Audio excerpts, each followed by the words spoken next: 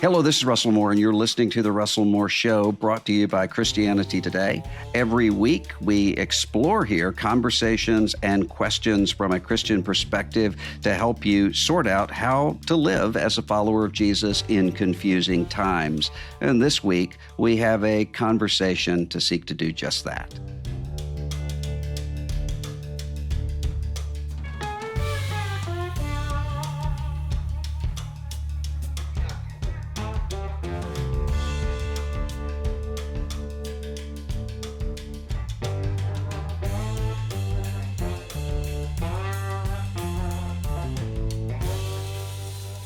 Today, I am here with a friend of mine who, as I've mentioned on this program before, a former president of the United States once referred to me, as got to be the smartest man in the country.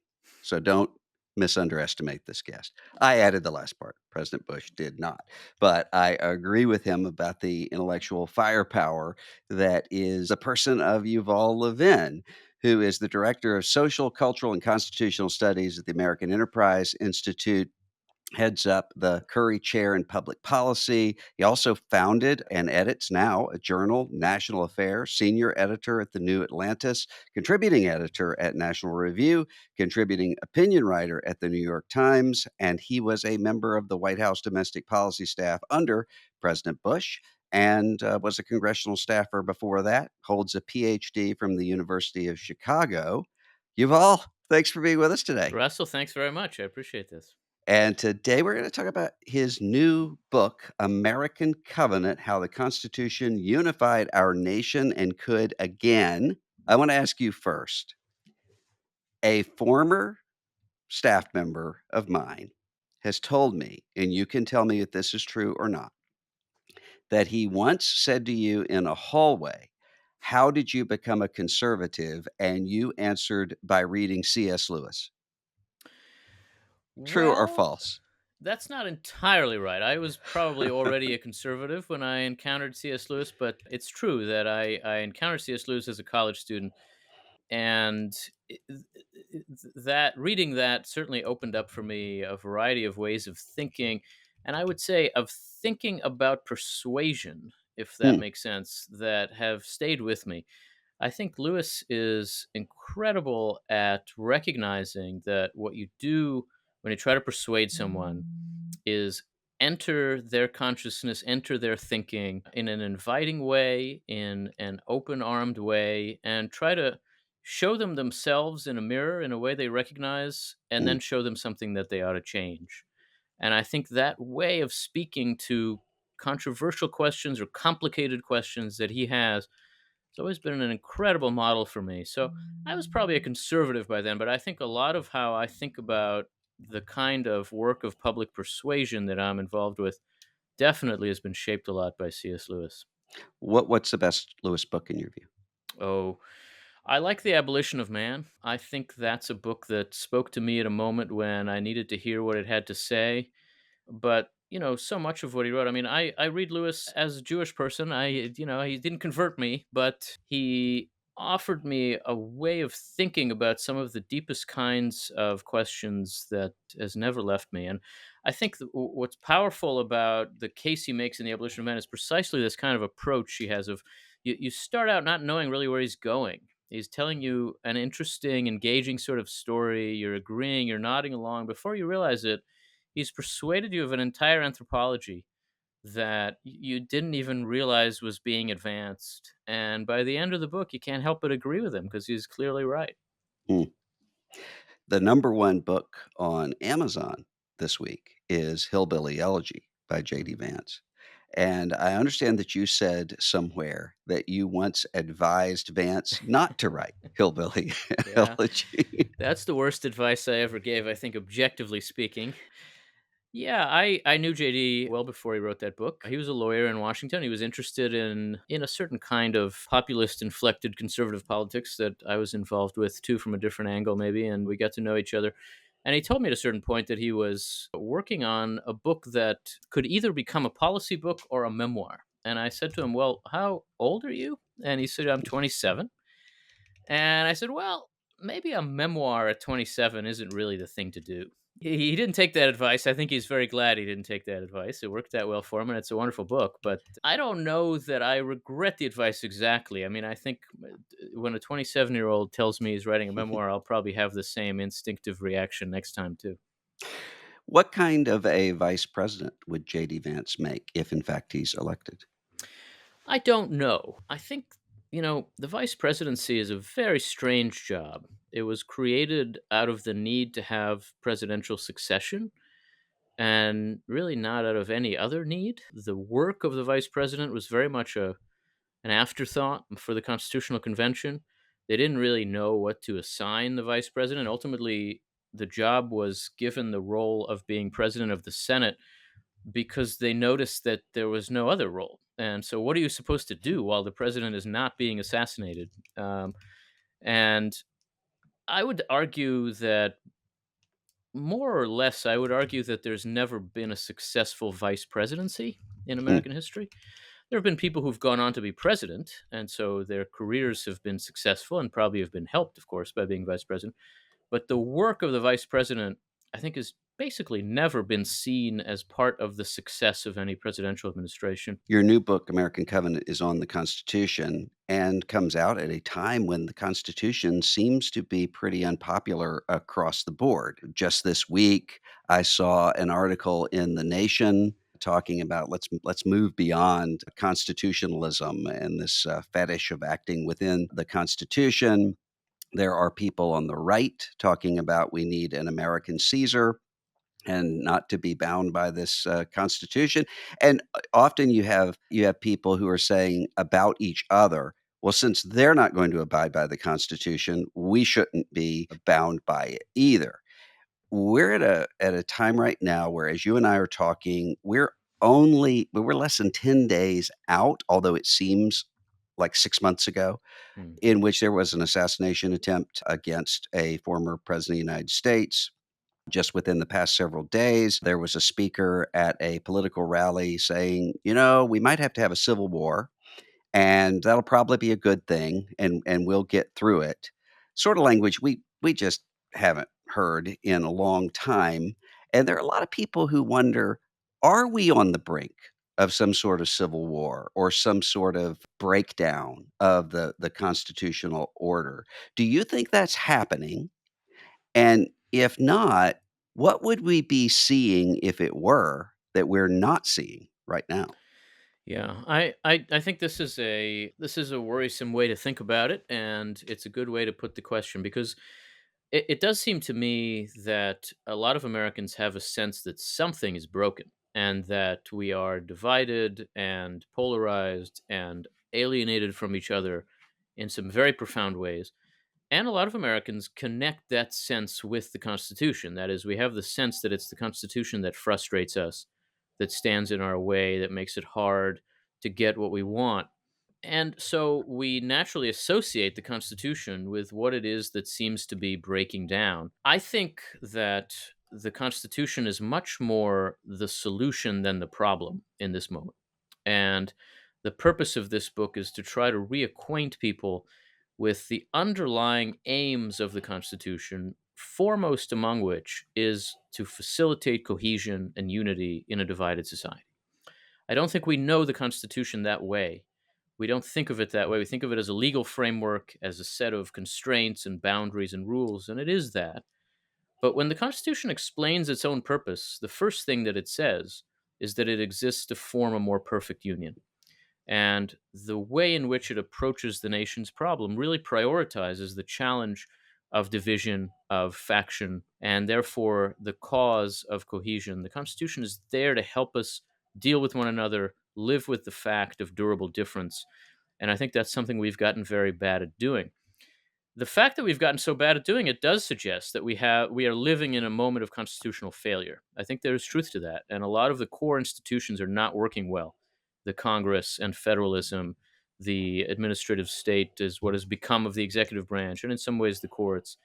We can point to problems with all of these, but I think it's important to recur to the Constitution's description of itself because that can help us see whether the problem we face is the structure of the system or our practice of politics and constitutionalism. And I would argue that what's broken down is our practice of constitutionalism. That is to say, that in order to recover and renew American political life, we have to recur to the logic of the system rather than blame it for our problems. We have to learn from this inherited constitutional system we have rather than imagine that we're past it and that it's past the breaking point. I don't think it is past the breaking point. The system does work. It continues to force us into various forms of dealing with each other. But I think we've lost our patience with it and we've lost our sense that it serves that purpose. And so, to begin to renew its institutions, to help Congress work better, to help federalism work better, to think properly about the roles of different people in the system, including the role of the citizen, we have to begin by reacquainting ourselves with what it has to offer us. I do think that a true breakdown of the system would be worse than this. And we have seen worse moments than this, right? We have had an actual civil war in America. We have had periods of much greater civil violence and political violence, even than the assassination attempt we saw this summer.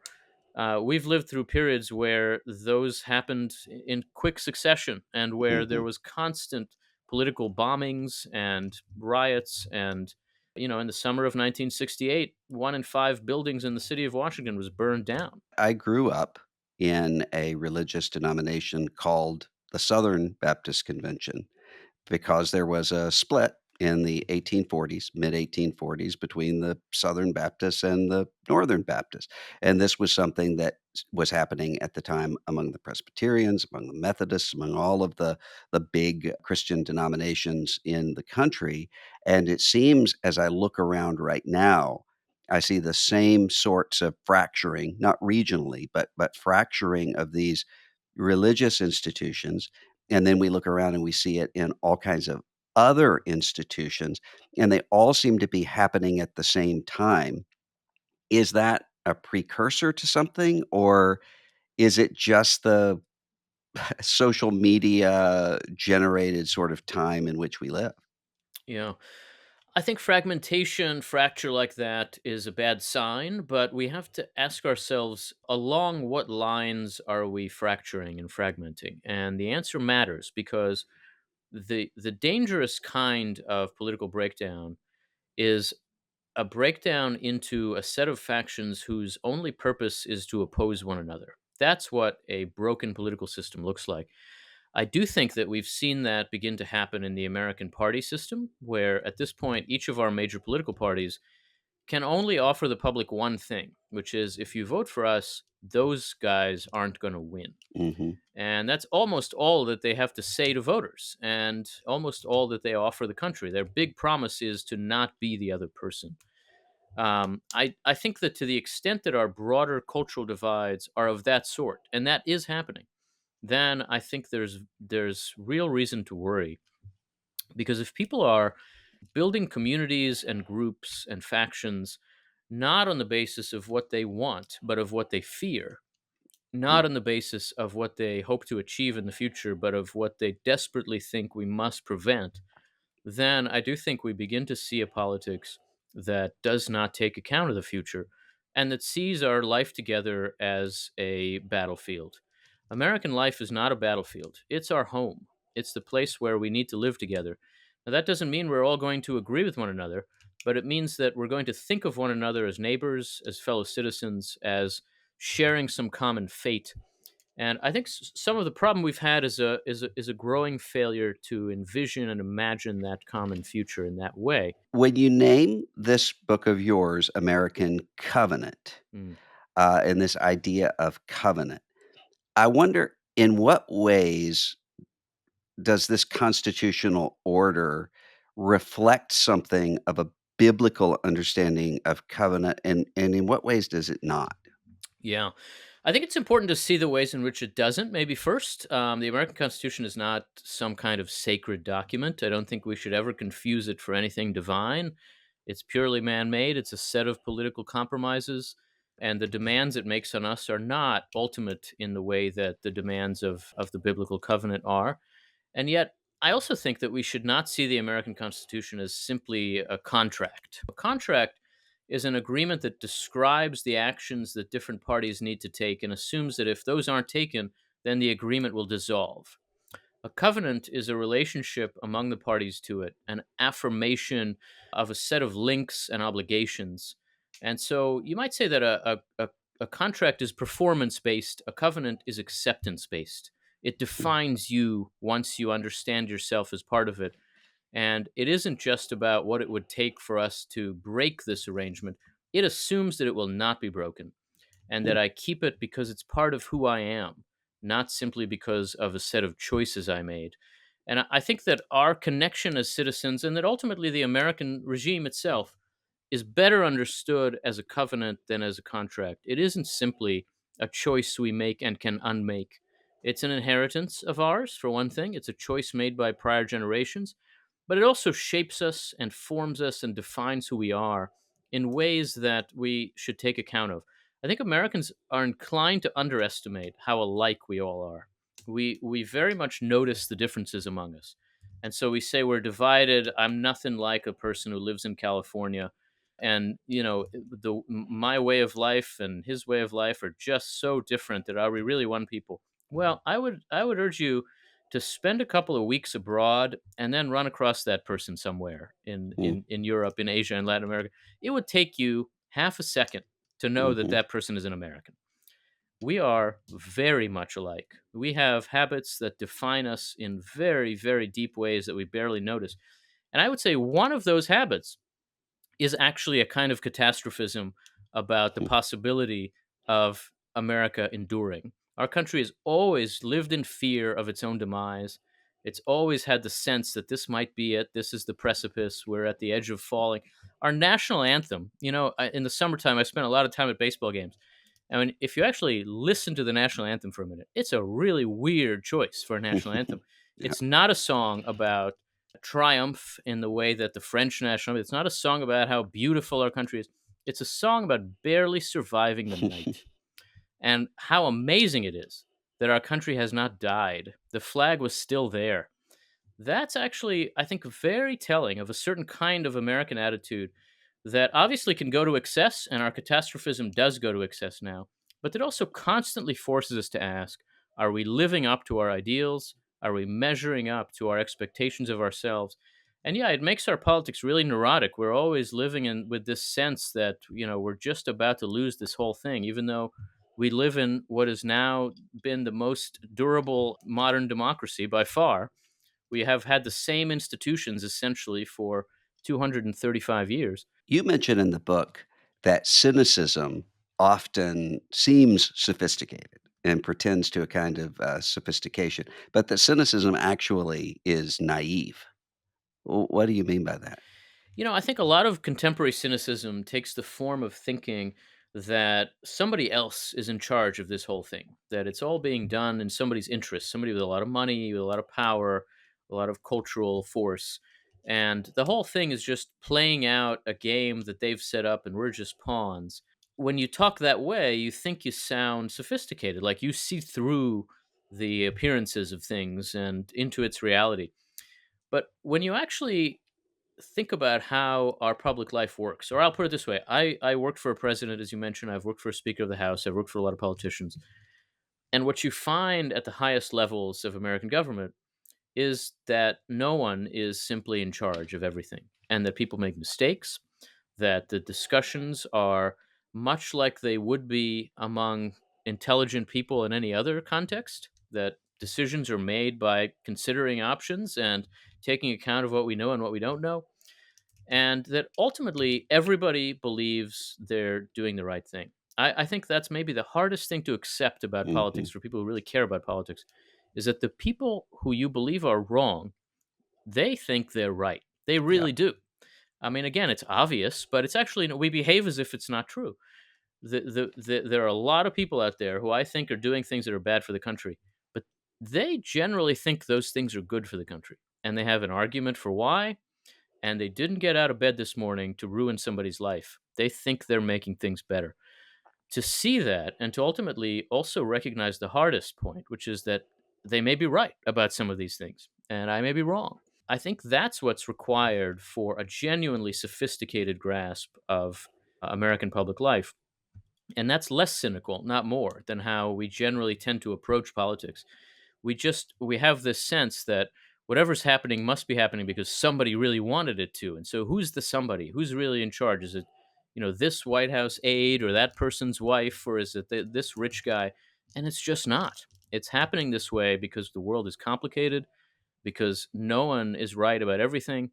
And ultimately, we're all trying to wrestle with an awful lot of ignorance and limitations. And to see that, I think, is what real sophistication about politics looks like. When I first showed up on Capitol Hill as an 18-year-old intern, my roommate worked for a liberal Republican congressman from Massachusetts, pro choice, pro gun control.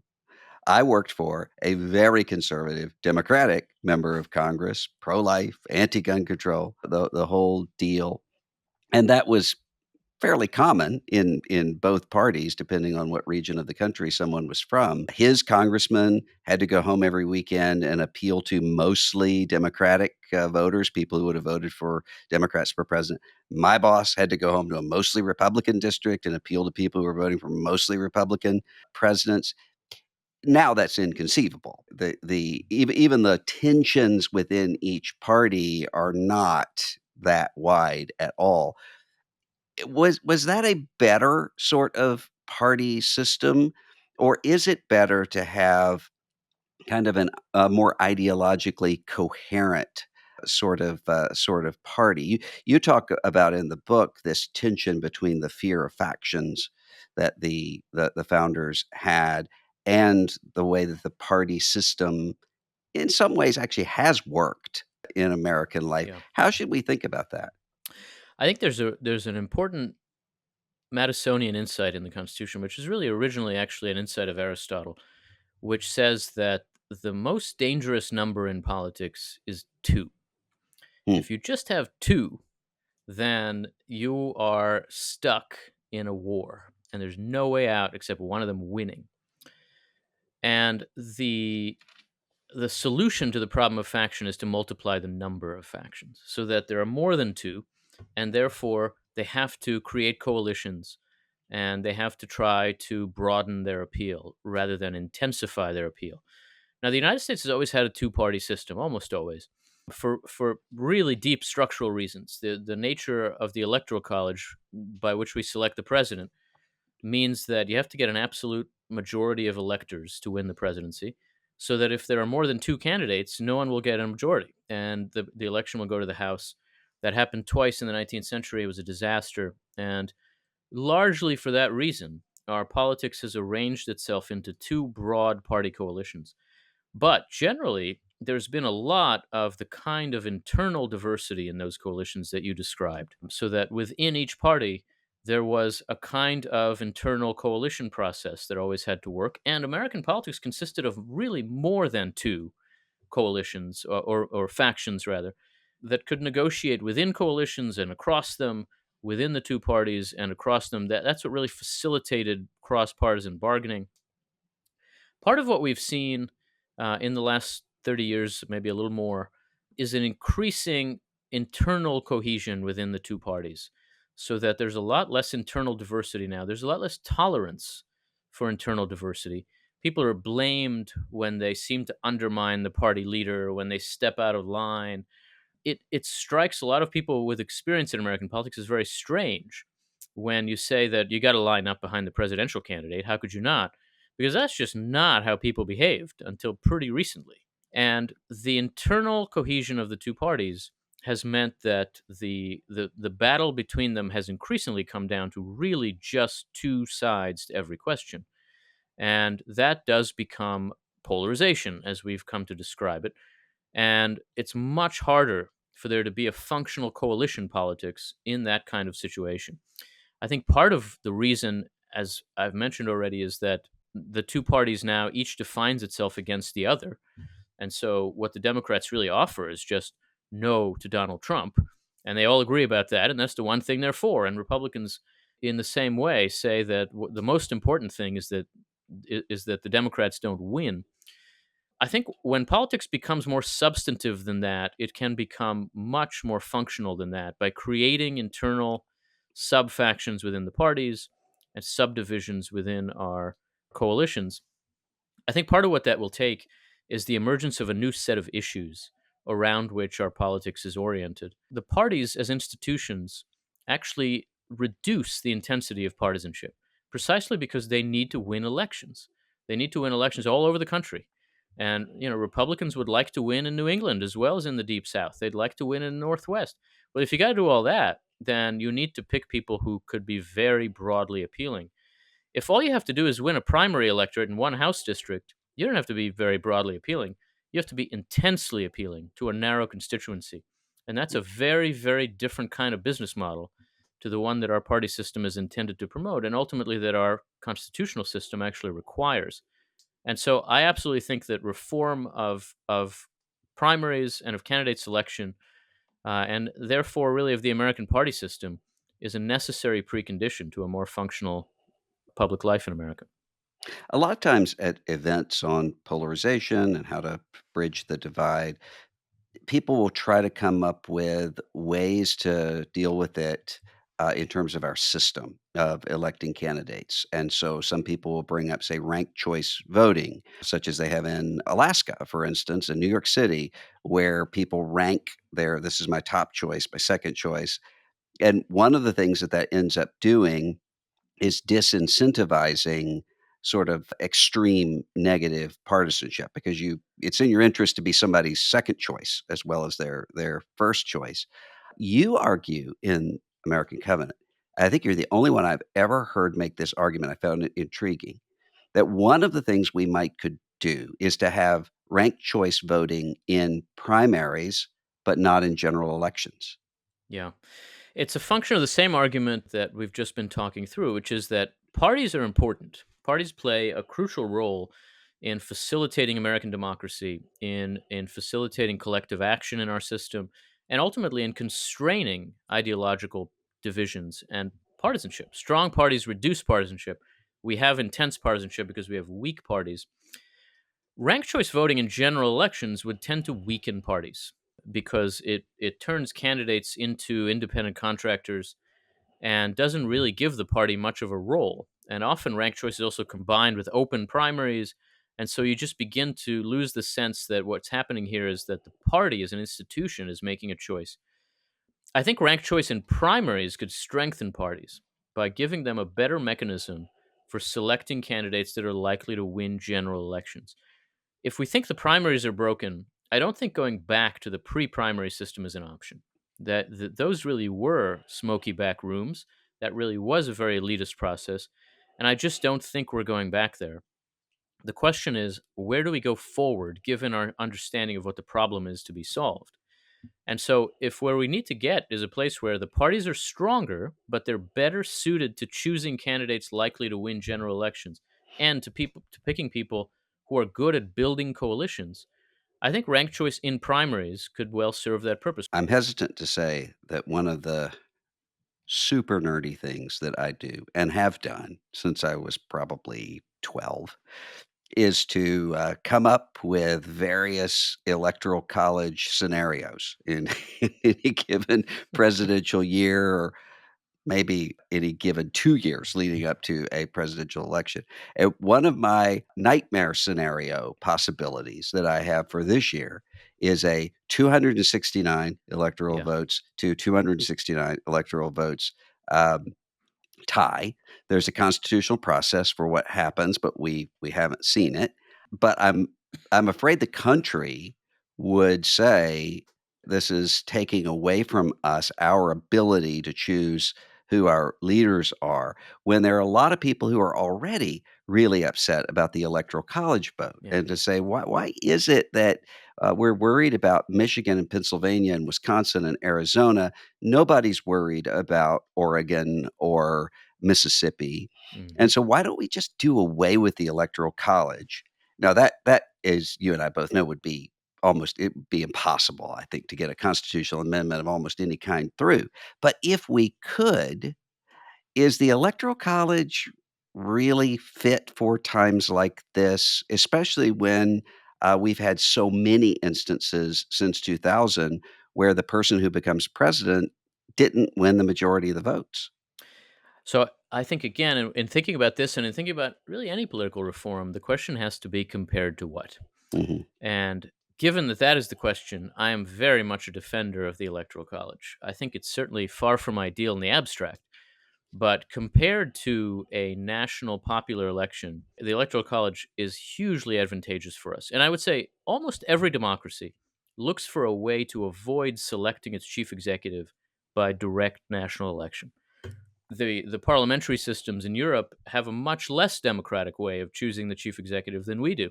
The British just had an election. The last election was 4 years earlier, and in the course of those 4 years, they had three different prime ministers. Well, mhm. who chose those people? The answer is they were chosen by the majority of the majority party in parliament, about 250 people who all went to the same two universities and have the same political interest, and they chose who the prime minister would be.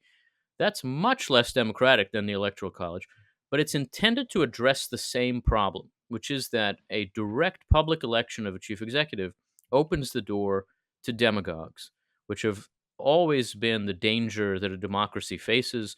A public figure who can sway the public in such a way that ultimately they overcome the boundaries of the system and drive our politics in a kind of personalist direction. Obviously, the Electoral College has not always prevented demagogues, but it generally has. And it does so in a way that is more, not less democratic than the way most democracies do. My favorite part of the book is when you're talking about the fact that we are friends, not enemies, and then you define what you mean by that. Around the time I was reading that, there was an interview. Our friend David Brooks interviewed Steve Bannon, and Brooks was talking about compromise and civility, and he mentioned Abraham Lincoln. And Bannon said, "I can't believe you brought up Lincoln. Lincoln is the example for me. Lincoln won by burning down Atlanta. You just had to win. And as the old West Wing episode would put it, they'll love us when we win." And I was thinking about that, about, the 14th Amendment, for instance. My ancestors, Confederate soldiers, didn't vote on the 14th Amendment, and I'm glad. It was the result of a triumph in the Civil War, one side winning, and then eventually the country adjusted to it. How is that not an example of this mindset of, well, our enemies just have to be completely and totally defeated, and then we can reset later on? It's a funny thing. There's always been a tendency, I think, to see the Civil War era as a model for how our system ought to work without thinking through what that would mean. Yeah. The Civil War involved 700,000 Americans killing each other. That is a failure of liberalism, if ever there was one. That is an acknowledgement of the inadequacy of liberal democracy to address a fundamental social division. We should want to avoid that. We should want to find ways to resolve our problems that don't require us to take arms against each other, obviously. Now, I say obviously, there are people in our politics, and I think Steve Bannon is one of them, who thinks there's no alternative to that, that that's actually all that politics is friends and enemies, and you've got to fight your enemies and defeat them. But the fact is, the promise of liberal democracy is that that's not what politics has to be. That there is a way to resolve problems that does not require us to kill each other. Because if the only way to resolve problems is by killing each other, then there is no society here. There's a battlefield, right? We don't actually belong to one whole national social compact, but we belong to factions that are at war with each other. The appeal, the promise of the American system is that it can allow for unity amid intense disagreement and diversity. That what it means by unity is not thinking alike, but acting together. That we can act together even when we don't think alike by finding ways to negotiate toward accommodations and agreements with each other. That when we confront the question, what shall we do, and we disagree about that question, we can work it out. And generally speaking, we can. There is one great exception in our history where that was not achieved, where we failed to do that, and where a fundamental question of justice ultimately had to be resolved by force. We should not look upon that as an example of how we should address every question. It would be crazy to think that way. that means we're not a society at all. And instead, we have to ask ourselves, how can we have a functional politics that lets us persuade each other, that lets us treat each other as equals, and that ultimately allows us to act together even when we don't think alike? I think the Constitution is, in a very fundamental way, a set of answers to the question, how can we possibly act together when we don't think alike? We can do it through negotiation and accommodation, as happens in Congress. We can do it by creating some room for diverse policy answers, as happens through federalism. We can do it by securing a kind of stable space for public life, which is the job of the president. We can do it by making sure that the rules are taken seriously and enforced, which is what the courts do. All of these are ways of letting us act together when we don't think alike, which I think is ultimately what unity means in a free society where people are never going to all agree. So the model of, the way for me to get my way is to burn down the enemy's city is not a description of a political life any of us should want. Sometimes there are myths that, for a while, people take to be true. You check them out, and they're not true. I mean, George Washington and the cherry tree, for instance. In my community, in my Baptist community where I grew up, there was a there was a legend that is now, I think, clearly seen as apocryphal, but the story was that John Locke came up with his ideas by going to a Baptist church, business meeting and seeing the way that, democracy could work in order to come up with his ideas of liberalism. In some accountings of it, it was Thomas Jefferson.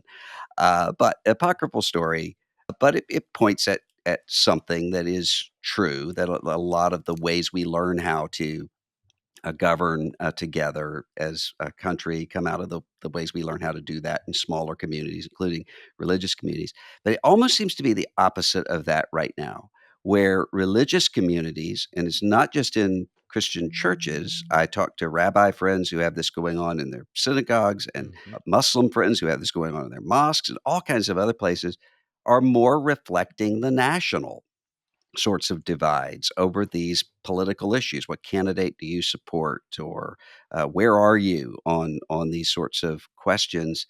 How would you advise, say, a church? Someone not a Christian, you're coming in from the outside. You're looking at a church. The church says we are at each other's throats over Trump or over Harris or over some left right kind of divide, or even just over the question of how political we ought to be. How could that church, small little group, find a way to resolve those kinds of tensions? I think this kind of modeling of behavior necessarily happens in both directions. So part of the reason why we're so good at traditionally so good at civil engagement in civil society is that we have a model of structures of democratic decision making in our Constitution, too. We learn about our rights, we learn about procedure by learning from the Constitution. But it's also the case that the Constitution itself came to be because the American people had these habits very deeply ingrained in them, precisely from their church communities, from their local communities, from having to govern themselves at such a great distance from Britain for so long. They had essentially become capable of this. And Americans became committee forming people, right? We respond to problems by creating committees, which is not the natural way to address Mhm. problems, but it's a very natural American way. We don't often think of ourselves that way. I've never seen a statue of a committee, but it is generally how we actually deal with things. And I think that what that assumes, what that implies, is that we deal with things by facilitating some process of negotiating, of bargaining. And we have increasingly lost the capacity to do that precisely because we've abandoned the kinds of practical problem solving that most of our institutions are for in favor of turning them into venues for much more symbolic kinds of debate and even political performance. Some of this is because the practical needs we have that we would meet through civil society and through the church and through local government now are met in other ways. Both the market and national politics have displaced a lot of the work of civil society. But part of it is also that the kind of entertainment appeal of national politics displaces the very practical work that's done in civil society. There's a race for county commissioner where I live in Maryland now, and one of the candidates is running on a platform that's about immigration. Hmm. And quite apart from the fact that I don't agree with what she's saying, she has absolutely no authority over immigration Mhm. as a county commissioner. It just doesn't matter what she thinks about it. And I think we've lost the capacity to say, well, right now it doesn't really matter what we think about that issue. We have this problem to deal with. And you Mhm. find that not only in government, you find it in corporate America, where somebody ought to say, well, we make shoes. It doesn't matter what our view of that election law in Georgia is or what we think about abortion. Or, I have to be a doctor for an entire community. So maybe I shouldn't be telling people which candidate I like and hate so that they could trust me to just be their dentist.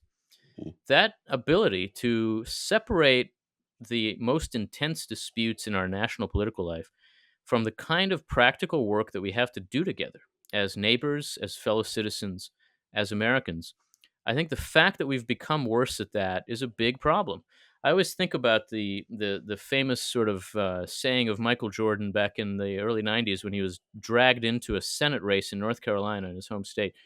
He was asked to make a commercial for a Democratic candidate. He was a Democrat, but he said no, and he was overheard by a reporter telling his teammates that he didn't want to do it because Republicans buy sneakers too. And people thought, well, how crass, how cynical. I got to say, 30 years later, I think how brilliant. That is exactly the attitude that we need because we have to understand that people are not just their political opinions. They're also other things, some of which we might really like. Maybe we have a common religion. Maybe we have some shared loves that could bring us together even though on election day we're going to cancel each other out. And the capacity to even imagine that becomes more difficult when we deny ourselves the ability to recognize the depth that people have and the diversity of commitments and objectives that we all have to have in the life of a free society. Yuval, one of the things we do at the end of this show, and I'm going to tailor it to you, so a more specifically Jewish question of this problem, and that is: imagine that you're going to be on a desert island for the rest of your life. You can only choose 5 books of the Hebrew Bible to have Mm. with you. What are they? Wow. Okay. Certainly the first two are essential, Genesis and Exodus. I think I would have to have the Psalms with me too, and Ecclesiastes and Job. I will tell you, if you give me one more, I would choose a strange one maybe. I would choose the book of Nehemiah, which Really? is not a commonly read book, but it's a book that contains an image that I've never been able to get out of my head ever since I saw it, and which constantly in my own work I find myself drawn to. Nehemiah was assigned to run the project of rebuilding the walls of Jerusalem when the exiles returned. And under very grave threat, he sent these men to build the wall. And he says, the book is written in the first person. He says that he sent them with a trowel in one hand and a spear in the other. And they had to build and fight simultaneously. And I think so much of the work that we have to do now in rebuilding American life involves this kind of defensive construction where what we have to do is build, not tear down, but we're constantly under attack and we have to build with a spear in our hand and recognize that the work is building, not fighting first and foremost, but that we have to be ready to fight so that we can have the room to build. And Nehemiah's, it's at the very end. It's the third from last book of the Hebrew Bible. People often give up by then, but it's really worth your while. The great 19th century Baptist preacher Charles Spurgeon named his newspaper "The Sword and the Trowel" Mm, for the very reasons you mentioned. yeah. The book is called American Covenant: How the Constitution Unified Our Nation and Could Again. Yuval Levin, thanks for being with us today. Thanks so much, Russell.